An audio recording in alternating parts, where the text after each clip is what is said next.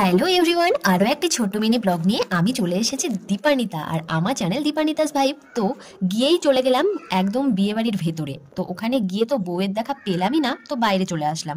আর বাইরে এসে দেখছি পাশে সব ভীষণ নাচানাচি চলছে। তো ডান্স করছে দেখে আমারও বেশ ইচ্ছে করছিল ডান্স করতে, কিন্তু সেখানে কোনো মেয়ে ডান্স করছিলই না। তো সেই জন্য ওই ইচ্ছেটাকে আর প্রাধান্য দিলাম না।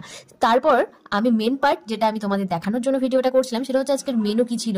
তো চলো আজকের মেনুটা তোমাদের সাথে শেয়ার করি।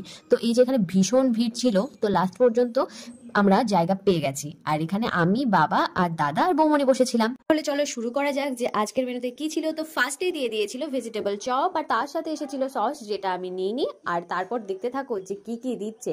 আর এই যে বিভৎস গরমে মানে ক্যাটারারদের খেতে দিতে এত অসুবিধা হচ্ছিল, প্লাস আমরা যে মানে যারা ওখানে খেতে বসেছিলাম তারাও ভীষণ মানে কষ্ট করে আমরা খেয়েছি।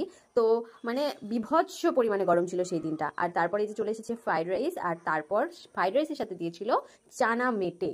তো ওটাও বেশ টেস্টি ছিল, আমার তো ভীষণ ভালো লেগেছে। আর আমি যেহেতু মানে মাটন খেতে ভালোবাসি, তো মাটনের চর্বি পড়েছিল চানা মেটেটাই, তো ওটাকে দিয়ে ভালো করে মেখে খেয়ে নিলাম। আর তারপর দিয়ে দিয়েছে দই কাতলা, ওটাও বেশ ভালো লেগেছে। চিপস দিয়েছিল, ডাল দিয়েছিল, সেটাও বেশ মানে ঠিকঠাকই ছিল। আর তারপর চলে এসেছে মাটন, তো মাটনটাও ভীষণ মানে ভালোভাবে কুক হয়েছিল, আমার তো মানে বেশ ভালো লেগেছে। আর তারপর চাটনি চলে এসেছিলো, এটা আমি কিছুটা খেয়েছি, খুব একটা আমি যেহেতু পছন্দ করি না সেই জন্য একটুই খেয়ে নিয়েছি। আর তারপর দিয়ে দিয়েছিল রসগোল্লা, যেটা আমি একটা নিয়েছিলাম। আর তারপর দই, আর তারপর লাস্টে দিয়ে দিয়েছিল ক্ষীরমালাই। তো তারপর যা বিভৎস গরমে আমার অবস্থা খাওয়ার পরে হয়েছিল, সেটা তোমরা লাস্ট একবার দেখে নাও। তো আজকের ভিডিওটা এইটুকুই।